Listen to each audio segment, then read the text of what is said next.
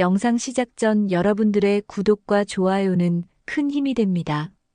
서울 송파구 아파트 단지 20층 높이의 건물들이 줄지어 선 평범한 주거단지였습니다. 오전 7시가 되면 어김없이 알람이 울리고 진우는 습관처럼 몸을 일으켜 세우죠. 34살의 그는 대기업 IT 회사에서 근무하는 평범한 직장인이었어요. 결혼한 지 4년 아직도 아내와 아이를 바라볼 때면 가슴 한켠이 따뜻해졌습니다. 은정은 32살로 2년 전 육아휴직을 내고 전업 육아에 전념하고 있었어요. 아이가 태어나기 전까지는 중견 회계법인에서 일하던 그녀였지만 지금은 온전히 가정에만 매달려 있었죠. 2살배기 아들 민준이는 아파트 단지 내 어린이집에 다니고 있었습니다. 매일 아침 9시 반이면 은정이 민준이 손을 잡고 어린이집까지 걸어가는 모습이 이 집의 일상이었어요. 진우의 하루는 규칙적이었습니다. 8시에 집을 나서면 지하철 2호선을 타고 강남역까지, 그리고 회사까지는 도보로 10분 거리였죠. 저녁 7시에서 8시 사이에 퇴근하면 은정은 따뜻한 저녁 식사를 준비해두고 있었어요. 민준이와 함께하는 저녁 시간은 이 가정의 가장 소중한 시간이었습니다. 아침에 일어나면 은정은 가장 먼저 민준이 기저귀를 갈아주고 아침 식사를 준비했어요. 진우가 세수를 하는 동안 그녀는 밥상을 차리고 민준이에게 유아식을 먹여주었습니다. 진우는 아침을 먹으며 하루 일정을 간단히 말해주곤 했죠. 오늘은 회의가 많다거나 늦을 것 같다는 식으로 말이에요. 은정은 고개를 끄덕이며 알겠다고 답했습니다. 진우가 출근하고 나면 은정의 진짜 하루가 시작되었어요. 민준이를 어린이집에 데려다 주고 나면 혼자만의 시간이 생겼습니다. 장을 보거나 청소를 하고 때로는 동네 카페에서 책을 읽기도 했죠. 평범한 일상이었지만 나름대로 만족스러운 생활이었어요. 주말이면 가족 셋이서 올림픽 공원을 산책하거나 롯데월드몰에서 쇼핑을 하며 시간을 보냈어요. 진우는 아이와 놀아주는 시간을 특히 좋아했는데 민준이가 아빠라고 부르며 달려올 때면 세상 모든 피로가 싹 가시곤 했습니다. 은정도 그런 진우를 보며 미소 짓곤 했죠. 경제적으로도 크게 부족함이 없는 생활이었어요. 진우의 월급은 세후 400만 원 정도였고 아파트 대출금을 빼고도 생활비와 적금을 넣기에 충분했습니다. 은정은 가끔 예전 직장 동료들과 만나 수다를 떨기도 했지만 대부분의 시간은 집에서 민준이를 돌보며 보냈어요. 저녁 식사 후에는 가족이 소파에 앉아 TV를 보거나 민준이에게 그림책을 읽어주는 시간을 가졌습니다. 진우는 민준이를 무릎에 앉히고 동화책 속 등장인물들의 목소리를 흉내내며 읽어주곤 했어요. 민준이는 깔깔거리며 웃었고 은정은 그 모습을 바라보며 흐뭇해했습니다. 밤이 되어 민준이를 재우고 나면 부부만의 시간이 시작되었어요. 은정은 다음 날 준비를 하고 진우는 회사 업무를 정리하거나 뉴스를 보며 하루를 마무리했습니다. 평범하고 조용한 일상이었지만 진우에게는 그 무엇과도 바꿀 수 없는 소중한 시간들이었어요. 아내의 따뜻한 미소와 아이의 천진난만한 웃음소리가 있는 이 집은 그에게 세상에서 가장 안전하고 평화로운 공간이었습니다. 하지만 석 달 전부터 은정에게 미묘한 변화가 나타나기 시작했습니다. 처음에는 진우도 별로 신경 쓰지 않았어요. 단순히 육아에 지친 것이라고 생각했죠. 그런데 시간이 지날수록 변화는 더욱 뚜렷해졌습니다. 예전 같으면 집안 구석구석까지 깨끗하게 정리해두던 은정이 이제는 거실, 테이블 위에 민준이 장난감이나 빨래가 그대로 놓여있곤 했어요. 가장 눈에 띄는 변화는 민준이를 돌보는 방식이었습니다. 예전에는 아이 옷을 꼼꼼히 골라 입히고 유아식도 정성스럽게 만들어주던 은정이 이제는 대충대충 넘어가는 일이 많아졌어요. 민준이가 아침에 일어나도 전날 입던 옷을 그대로 입혀보내거나 간편식으로 때우는 날들이 늘어났습니다. 어린이집 선생님이 가끔 전화해서 준비물을 빼먹었다고 알려주는 일도 생겼죠. 무엇보다 가장 이상한 건 휴대폰에 매달려 있는 시간이 급격히 늘어났다는 점이었어요. 저녁 식사 시간에도 은정은 핸드폰을 손에서 놓지 않았습니다. 화면을 보며 미소를 짓기도 하고 때로는 무언가를 열심히 타이핑하기도 했어요. 진우가 말을 걸어도 대답이 늦거나 아예 듣지 못하는 경우가 잦아졌습니다. 밤늦게까지 휴대폰을 하는 모습도 자주 목격되었어요. 진우가 잠자리에 들어도 은정은 화장실에서 나오지 않거나 거실에서 핸드폰을 만지작거리며 시간을 보냈습니다. 새벽 한두 시까지도 불이 꺼지지 않는 날들이 계속되었죠. 진우가 무슨 일이냐고 물어보면 은정은 그냥 잠이 안 온다거나 친구들과 대화하고 있다고 말했어요. 부부간의 대화도 현저히 줄어들었습니다. 예전에는 진우가 퇴근하면 오늘 하루 어떻게 지냈는지 서로 이야기를 나누곤 했는데 이제는 그런 시간이 사라졌어요. 은정은 진우가 말을 걸어도 시큰둥하게 반응하거나 아예 다른 일에 집중하며 피하는 듯한 모습을 보였습니다. 저녁 식사도 예전처럼 정성스럽게 차려지지 않았어요.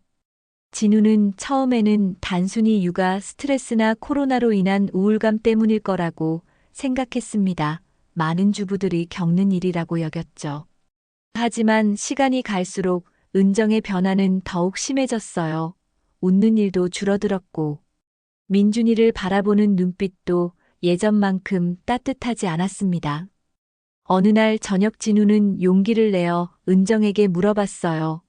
요즘 왜 이렇게 달라진 것 같냐고. 혹시 무슨 고민이 있는 거 아니냐고 말했죠. 하지만 은정은 그냥 요즘 몸이 피곤하다고만 답했습니다. 별일 아니라면서 진우 보고 신경 쓰지 말라고 했어요. 진우는 더 이상 캐묻지 못하고 그냥 넘어갔습니다. 회사 업무에 쫓기는 진우로서는 아내의 변화를 깊이 들여다볼 여유가 없었어요. 프로젝트 마감에 시달리고 야근이 잦아지면서 집에 있는 시간도 줄어들었습니다. 주말에도 가끔 회사에 나가야 하는 일이 생겼죠. 그러다 보니 은정의 이상한 행동들을 제대로 관찰할 기회가 많지 않았어요. 하지만 뭔가 심상치 않다는 느낌은 계속 진우의 마음속에 남아 있었습니다. 아내가 예전에 따뜻하고 사랑스러운 모습과는 너무나 다른 사람이 되어가고 있다는 생각이 들었어요. 집안 분위기도 예전만큼 화목하지 않았고 민준이마저 엄마보다는 아빠에게 더 많이 의존하는 모습을 보였습니다. 진우는 이런 상황이 일시적인 것이기를 바랐지만 시간이 지날수록 불안감은 더욱 커져만 갔어요. 그런 이상한 분위기가 지속되던 어느 금요일 오후였습니다. 진우는 평소처럼 회사에서 업무를 보고 있었어요. 오후 4시쯤 되었을 때 팀장이 갑자기 공지를 했습니다. 오늘 저녁 회식이 취소되었다고 말이죠. 거래처 담당자가 급작스럽게 일정을 연기해달라고 요청해서 어쩔 수 없이 다음 주로 미뤄졌다는 설명이었어요. 진우는 속으로 기뻤습니다. 오랜만에 일찍 들어가서 은정과 민준이와 함께 저녁을 먹을 수 있겠다는 생각이 들었어요. 최근 들어 가족과 함께하는 시간이 많이 줄어들었는데 이런 기회가 생긴 게 고마웠죠. 평소라면 은정에게 미리 연락을 했을 텐데 깜짝 선물을 해주고 싶어서 일부러 연락하지 않기로 했습니다. 5시 반쯤 회사를 나선 진우는 지하철을 타고 집으로 향했어요. 평소보다 2시간 정도 빨리 퇴근하는 것이라 마음이 가벼웠습니다. 지하철 안에서도 은정과 민준이의 놀란 표정을 상상하며 미소를 지었죠. 혹시 저녁 준비를 못했을 수도 있으니까 치킨이라도 주문해서 함께 먹자고 생각했어요. 6시 조금 넘어서 아파트에 도착한 진우는 엘리베이터를 타고 15층에 있는 집으로 올라갔습니다. 복도를 걸어가면서도 빨리 가족들을 보고 싶다는 마음이 컸어요. 현관문 앞에 서서 열쇠를 꺼내려는데 문이 안쪽에서 잠겨 있는 게 느껴졌습니다. 이상했어요. 평소 이 시간이면 은정이 민준이와 함께 거실에서 놀고 있을 텐데 왜 문을 잠갔을까 하는 의문이 들었죠. 조심스럽게 열쇠로 문을 열어보려 했지만 확실히 안쪽에서 잠겨 있었어요. 그때 진우는 현관 신발장 앞에 놓인 낯선 남자 운동화 한 켤레를 발견했습니다. 검정색 나이키 운동화였는데 진우 것도 아니고 민준이 것도 당연히 아니었어요. 사이즈로 봐서는 성인 남성 것이 분명했습니다. 순간 진우의 머릿속이 하얘졌어요. 가슴이 두근거리기 시작했고 손에서는 식은땀이 났습니다. 이게 뭔가 싶어서 다시 한번 자세히 보니 확실히 집에 없던 신발이 맞았어요. 그런데 더 충격적인 건 거실 쪽에서 들려오는 소리였습니다. 조용조용한 웃음소리가 들렸어요. 은정의 목소리였는데 평소 진우와 대화할 때와는 전혀 다른 톤이었습니다. 부드럽고 애교 섞인 웃음소리였죠. 그리고 그 사이사이에 낮은 남자 목소리가 들렸어요. 무슨 말인지는 정확히 들리지 않았지만 분명히 남자가 있다는 걸 알 수 있었습니다. 진우는 숨을 죽이고 문 앞에 서 있었어요. 마치 시간이 멈춘 것 같았습니다. 머릿속으로는 온갖 생각들이 빠르게 스쳐 지나갔어요. 혹시 은정의 오빠나 남동생이 온 건 아닐까? 아니면 수리기사 같은 사람일 수도 있지 않을까 하는 희망적인 생각들이었죠. 하지만 그 웃음소리는 너무나 다정했고 친밀했어요. 가족이나 업무적인 관계에서 나올 수 있는 그런 소리가 아니었습니다. 진우는 가슴이 쿵쾅거리는 걸 느꼈어요. 손이 떨려서 열쇠를 제대로 잡을 수가 없었습니다. 그 순간 진우는 충동적으로 문을 벌컥 열고 들어가고 싶은 마음이 들었어요. 하지만 동시에 만약 정말 자신이 상상하는 그런 일이라면 어떻게 해야 할지 막막했습니다. 민준이는 어디 있는 걸까 하는 생각도 들었죠. 어린이집에서 데려온 시간이 아직 아닌가 싶기도 했고요. 결국 진우는 문을 열지 않기로 결정했습니다. 대신 조용히 그 자리를 벗어나기로 했어요. 엘리베이터 옆 비상계단 쪽으로 가서 잠시 생각을 정리하고 싶었습니다. 그리고 혹시 복도에 설치된 CCTV에 뭔가 단서가 있을지도 모른다는 생각이 들었어요.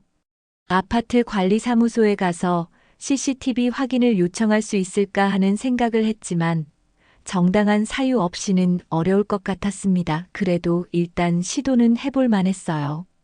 진우는 가슴이 터질 것 같은 마음을 억누르며 엘리베이터를 타고 1층으로 내려갔습니다. 지금까지의 평범하고 행복했던 일상이 한순간에 무너져 내리는 듯한 기분이었어요.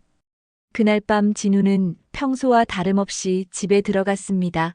8시쯤 되어서야 문을 열고 들어가니 은정과 민준이가 저녁을 먹고 있었어요. 은정은 진우를 보며 일찍 왔다고 말했지만 표정이 어딘가 어색해 보였습니다. 아까 그 남자 신발은 이미 사라진 뒤였죠.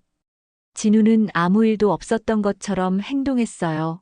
평소처럼 민준이에게 다가가 뽀뽀를 해주고 은정에게도 자연스럽게 인사를 했습니다. 하지만 마음속으로는 온갖 생각들이 복잡하게 얽혀 있었어요. 혹시 자신이 잘못 본 것은 아닐까 하는 희망과 뭔가 심각한 일이 벌어지고 있다는 불안감이 동시에 엄습했죠. 저녁 식사 시간 내내 진우는 은정의 표정과 행동을 유심히 관찰했습니다. 평소보다 말수가 적었고 눈을 제대로 마주치지 않으려고 하는 것 같았어요. 민준이가 아빠에게 매달리며 놀아달라고 할 때도 은정은 휴대폰만 들여다보고 있었습니다. 예전 같았으면 가족의 대화에 적극적으로 참여했을 텐데 말이죠. 그날 밤 잠자리에서 진우는 한숨도 잘 수 없었어요.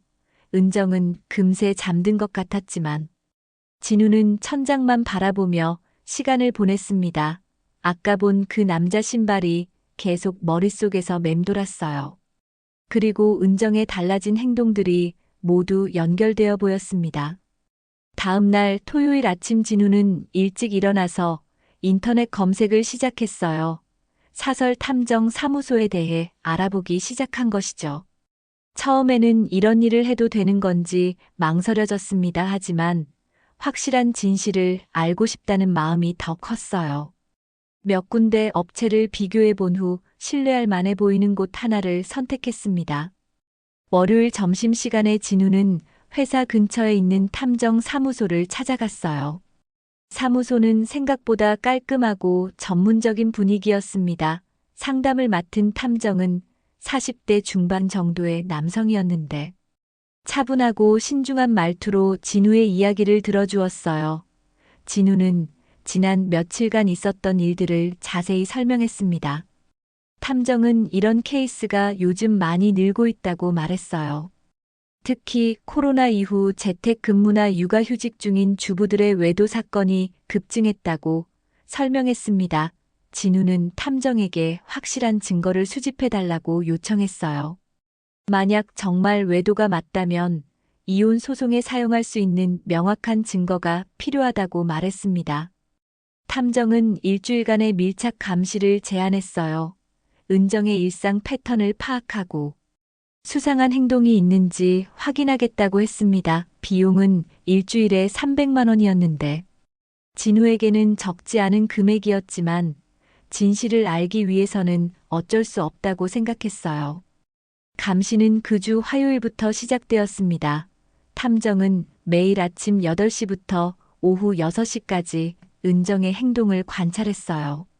첫날에는 별다른 이상 징후가 발견되지 않았습니다. 은정은 평소처럼 민준이를 어린이집에 데려다주고 장을 보거나 집에서 시간을 보냈죠. 하지만 셋째 날부터 이상한 패턴이 발견되기 시작했어요. 은정이 민준이를 어린이집에 데려다준 후 집으로 돌아가는 길에 편의점에서 뭔가를 사더니 곧바로 집에 들어갔습니다. 그런데 1시간 후쯤 낯선 남성이 아파트 단지로 들어오는 모습이 포착되었어요. 탐정은 그 남성의 얼굴과 차량 번호를 확인했습니다. 30대 중반 정도로 보이는 남성이었고 외제차를 타고 있었어요. 그 남성은 은정의 집이 있는 동으로 들어갔다가 2~3시간 후에 나오는 패턴이 반복되었습니다. 정확히 민준이가 어린이집에 있는 시간대와 일치했어요. 더 충격적인 건 목요일에 일어난 일이었습니다. 은정과 그 남성이 따로 만나서 강남의 한 카페에서 시간을 보내는 모습이 촬영되었어요. 둘은 손을 잡고 다정하게 대화를 나누었습니다. 카페를 나온 후에는 남성의 차에 함께 타고 한강공원으로 이동했죠. 차 안에서 포옹을 나누는 장면까지 포착되었어요. 금요일에는 결정적인 증거가 나왔습니다. 은정과 그 남성이 강남의 한 모텔에 함께 들어가는 장면이 선명하게 촬영된 것이죠. 오전 11시경에 들어가서 오후 2시경에 나왔습니다. 탐정은 모텔 주차장에 설치된 블랙박스에서 녹음된 대화도 확보했어요. 남성이 은정에게 진우보다 너와 있는 이 시간이 더 행복하다고 말하는 음성이었습니다. 일주일간의 감시가 끝나고 탐정은 진우에게 상세한 보고서를 건네주었어요. 사진과 동영상, 그리고 녹음 파일까지 모든 증거가 정리되어 있었습니다. 진우는 그 자료를 보며 가슴이 무너져 내리는 것을 느꼈어요. 아직도 믿기지 않았지만 부정할 수 없는 현실이었습니다. 탐정으로부터 모든 증거를 받아본 진우는 며칠간 혼자 생각할 시간을 가졌습니다. 분노와 배신감, 그리고 절망감이 동시에 밀려왔지만 감정적으로 행동해서는 안 된다는 걸 알고 있었어요. 차분하게 계획을 세우고 법적으로 확실하게 대응해야 한다고 마음먹었습니다. 무엇보다 민준이의 미래를 생각하면 신중하게 접근해야 했죠. 월요일 아침 진우는 회사에 반차를 내고 강남에 있는 유명한 법무법인을 찾아갔어요. 인터넷으로 미리 조사해 본 결과 이혼 전문 변호사로 유명한 곳이었습니다. 상담료는 10만 원이었지만 전문적인 조언을 받기 위해서는 필요한 투자라고 생각했어요. 변호사는 50대 중반의 여성이었는데 차분하고 전문적인 인상을 주었습니다. 진우가 가져온 모든 증거 자료를 꼼꼼히 검토한 후 고개를 끄덕였어요. 이 정도면 재판상 이혼은 물론 상간소송까지 충분히 승소할 수 있다고 말했습니다. 특히 모텔 출입 장면과 블랙박스 녹음 파일은 결정적인 증거라고 평가했죠. 변호사는 진우에게 몇 가지 중요한 조언을 해주었습니다. 먼저 협의 이혼보다는 재판상 이혼을 권했어요. 명백한 유책 사유가 있는 상황에서 재판을 통해 정당한 위자료를 받을 수 있다는 설명이었습니다. 그리고 민준이의 양육권도 현재 상황에서는 진우가 가져가는 것이 유리하다고 했어요. 상간소송의 경우 위자료로 3천만 원 정도를 청구하는 것이 적절하다고 조언했습니다. 상간자의 경제력과 혼인 파탄에 미친 영향을 고려할 때 이 정도가 현실적이라는 설명이었어요. 또한 상간자에 대한 접근 금지 신청과 사과문 요구도 함께 진행할 수 있다고 말했습니다. 진우는 그 자리에서 모든 절차를 의뢰하기로 결정했어요. 착수금으로 500만 원을 지불했고 필요한 서류들을 준비하기 시작했습니다. 변호사는 일주일 내로 소장을 작성해서 법원에 제출하겠다고 약속했어요. 그동안 진우는 평상시처럼 행동하면서 추가 증거가 나올 경우를 대비하라고 조언받았습니다. 집에 돌아온 진우는 놀라울 정도로 차분했어요. 오히려 확실한 계획이 서니까 마음이 편해지는 것 같았습니다. 은정과 마주쳐도 전처럼 의심스러운 눈빛을 보내지 않았고 평소와 다름없이 대화했어요.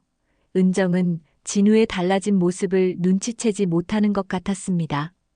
그 주 내내 진우는 완벽하게 연기했어요.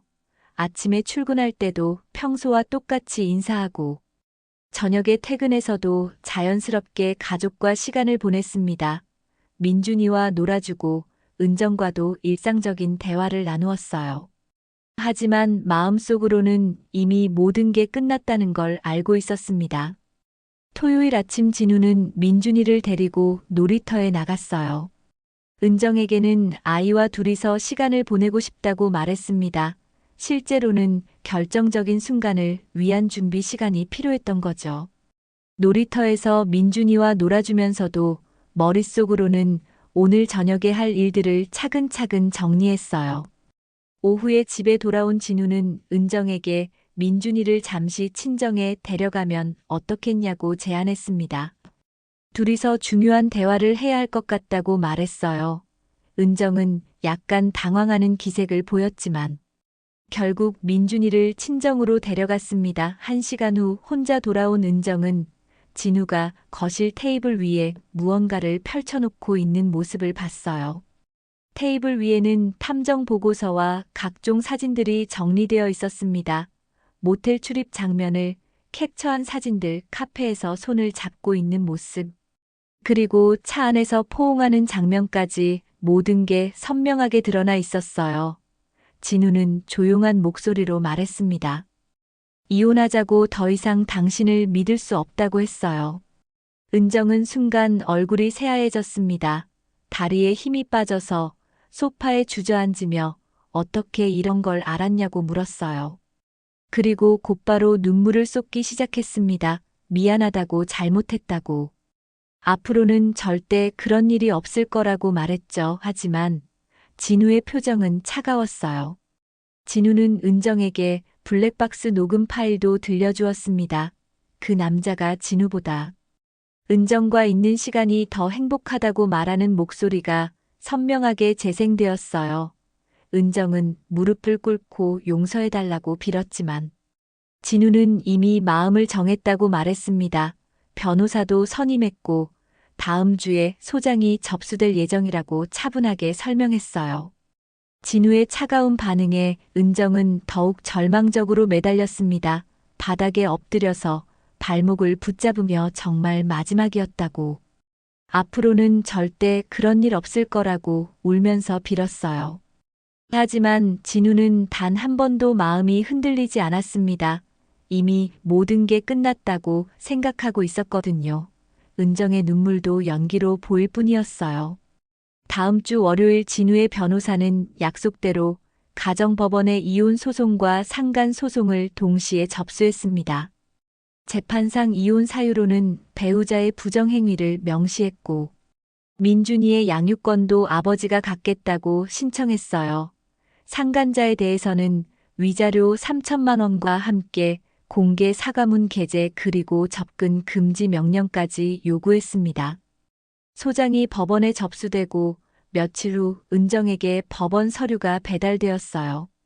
은정은 그제서야 진우가 정말 진심이라는 걸 깨달았습니다. 급하게 진우에게 전화를 걸어 다시 한번 대화해보자고 말했지만 진우는 이제 모든 대화는 변호사를 통해서 하자고 잘라 말했어요. 개인적인 만남은 더 이상 의미가 없다고 했습니다. 은정은 친정 부모님과 친구들을 통해 진우에게 선처를 호소하려고 했어요. 은정의 어머니가 직접 진우에게 전화를 걸어 딸을 용서해달라고 눈물로 호소했습니다. 한 번의 실수였고 이제 정말 정신을 차렸으니 기회를 달라고 말했죠. 하지만 진우는 정중하지만 단호하게 거절했어요. 진우는 어머니께 이렇게 말했습니다. 은정을 미워하지는 않지만 더 이상 신뢰할 수 없다고 했어요. 특히 민준이 앞에서만큼은 엄마로 남을 수 있지만 아내로는 받아들일 수 없다고 설명했습니다. 어머니는 울면서 전화를 끊었지만 진우의 마음은 이미 굳어진 상태였어요. 법정 절차가 진행되는 동안 진우는 민준이를 돌보느라 바쁜 나날을 보냈습니다. 회사에서 육아휴직을 신청했고 다행히 회사 측에서도 상황을 이해해 주었어요. 당분간은 재택근무와 육아를 병행하기로 했습니다. 민준이는 처음에 엄마가 없는 상황을 이상해했지만 아빠와 함께 있는 시간이 늘어나면서 점점 적응해 갔어요. 반면 상간자인 그 남성은 소송 통지서를 받고 크게 당황했습니다. 그는 기혼자였고 아내와 아이가 있는 상황이었거든요. 3천만 원의 위자료는 그에게도 큰 부담이었어요. 게다가 공개 사과문까지 요구받으니 사회적으로도 큰 타격을 받을 수밖에 없었습니다. 첫 번째 재판 기일에서 진우 측 변호사는 준비한 모든 증거를 법정에 제출했습니다. 탐정이 촬영한 사진과 영상, 블랙박스 녹음 파일 그리고 상세한 감시 보고서까지 모든 자료가 법관에게 전달되었어요. 은정 측 변호사는 일시적인 정신적 혼란 상태였다며 선처를 호소했지만 증거가 너무 명확해서 변명의 여지가 없었습니다. 양육권 문제에서는 진우가 압도적으로 유리했어요. 안정적인 직장과 경제력이 있었고 무엇보다 현재 민준이를 실제로 돌보고 있는 상황이었습니다. 은정은 외도 사실로 인해 양육 능력에 대한 신뢰를 잃은 상태였죠. 가정법원 조사관이 가정환경을 조사한 결과도 진우에게 유리하게 나왔어요. 두 번째 재판에서 판사는 이혼을 인용한다고 선언했습니다. 명백한 부정행위가 인정되며 혼인을 계속 유지할 수 없는 상황이라고 판단한 거죠. 민준이의 양육권은 아버지인 진우에게 주어졌고 은정에게는 월 2번 면접교섭권만 허용되었습니다. 위자료로는 2천만 원이 인정되었어요. 상간 소송에서도 진우가 승소했습니다.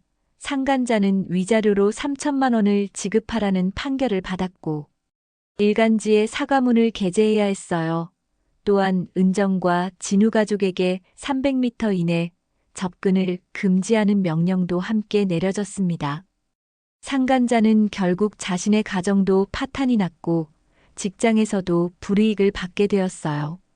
모든 재판이 끝나고 진우는 후련함보다는 허탈함을 느꼈습니다. 법적으로는 승리했지만 가정이 깨어진 현실은 변하지 않았거든요. 그래도 민준이와 함께 새로운 삶을 시작할 수 있다는 희망이 있었어요. 더 이상 거짓말과 배신에 시달리지 않아도 되는 안도감도 컸습니다.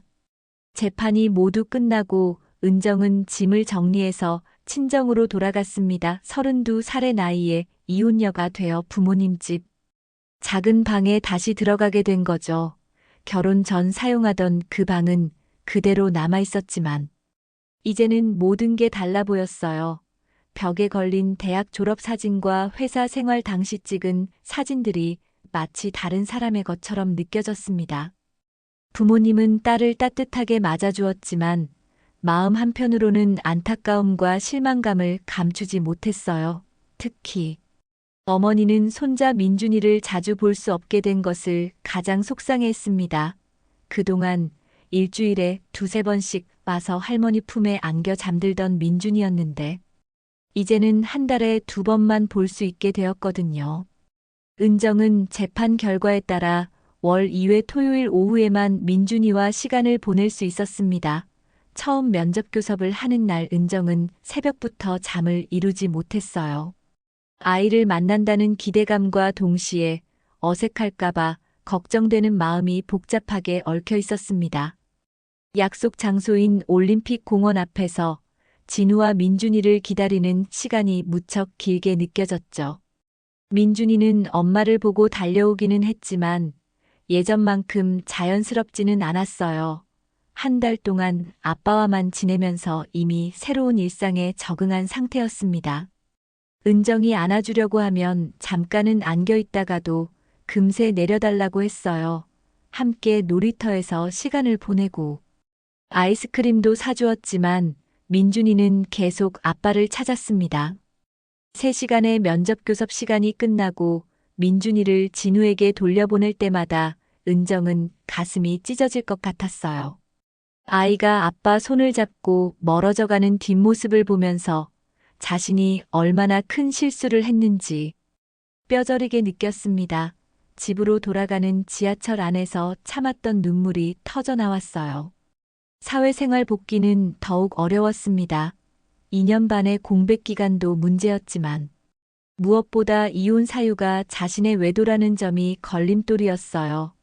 예전 직장 동료들은 대부분 은정의 상황을 알고 있었고 새로운 직장을 구하려고 해도 경력 단절 기간에 대한 질문을 받으면 답변하기가 곤란했습니다.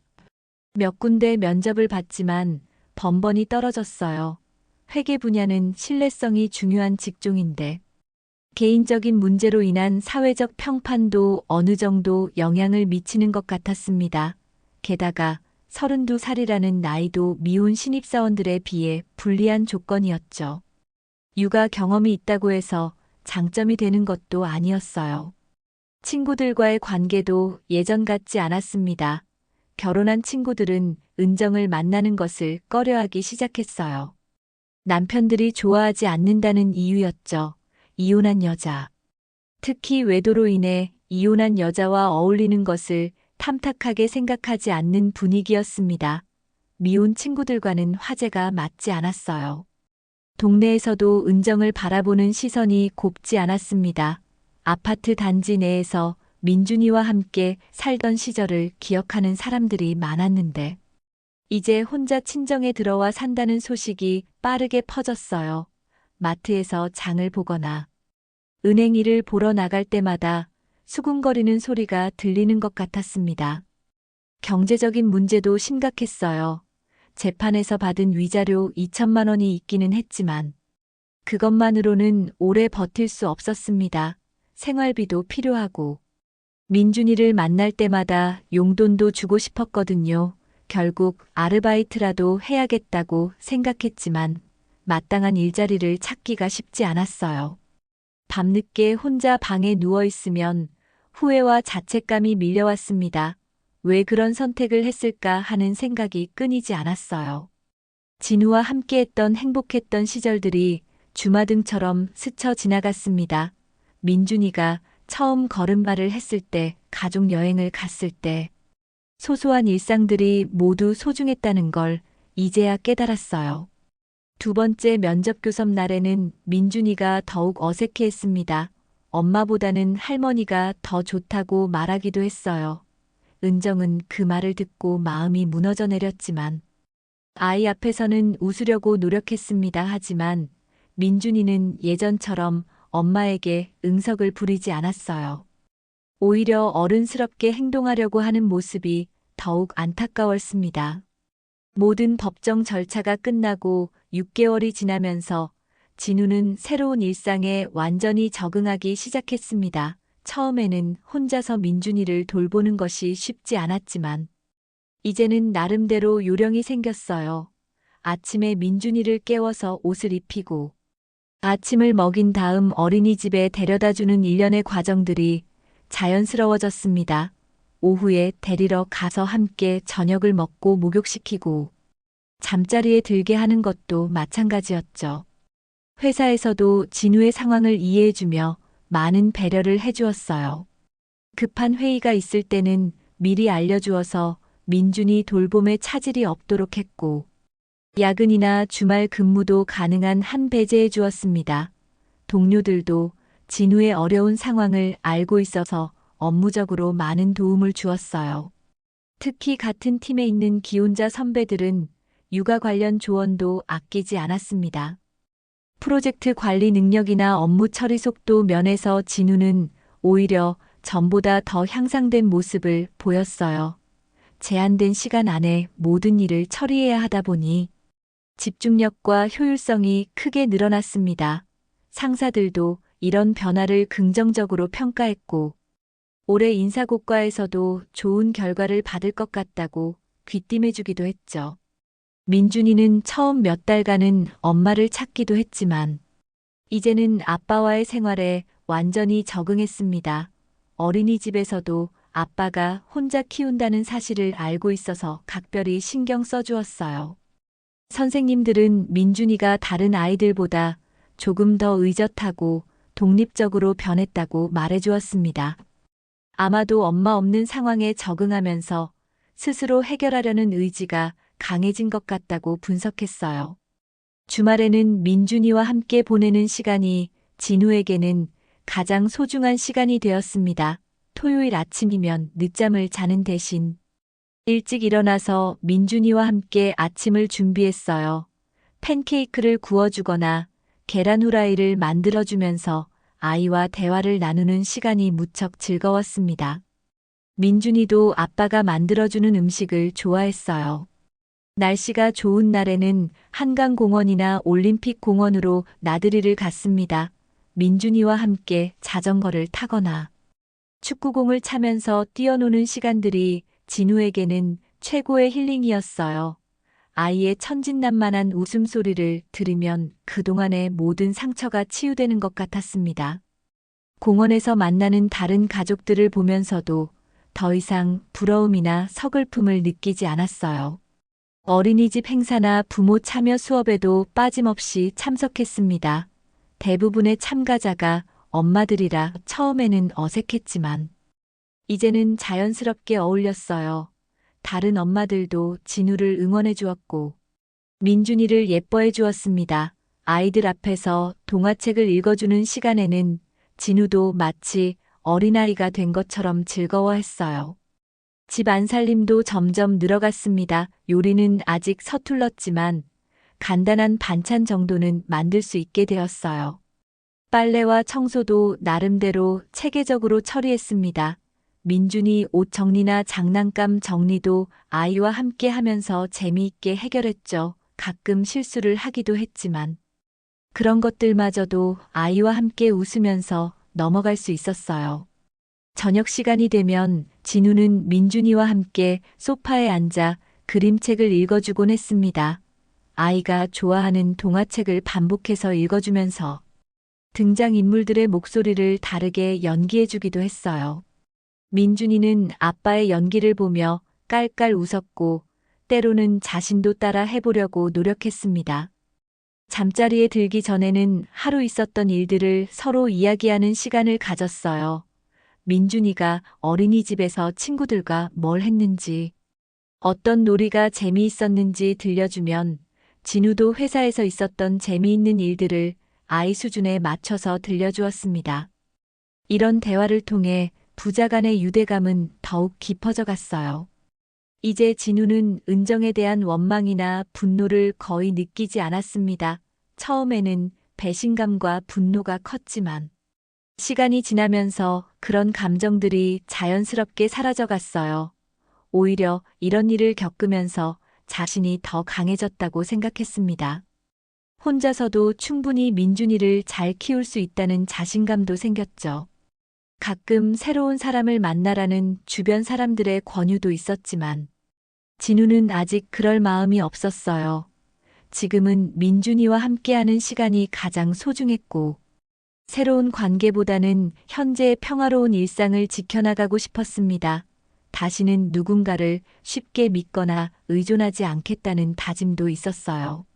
밤늦게 민준이가 잠든 후 혼자 거실에 앉아 있으면 진우는 현재의 삶에 만족감을 느꼈습니다. 비록 아내는 잃었지만 아들과의 관계는 더욱 돈독해졌고 자신만의 삶의 방식을 찾아가고 있다는 뿌듯함이 있었어요. 앞으로도 이렇게 차근차근 민준이와 함께 새로운 인생을 만들어 가겠다고 다짐했습니다.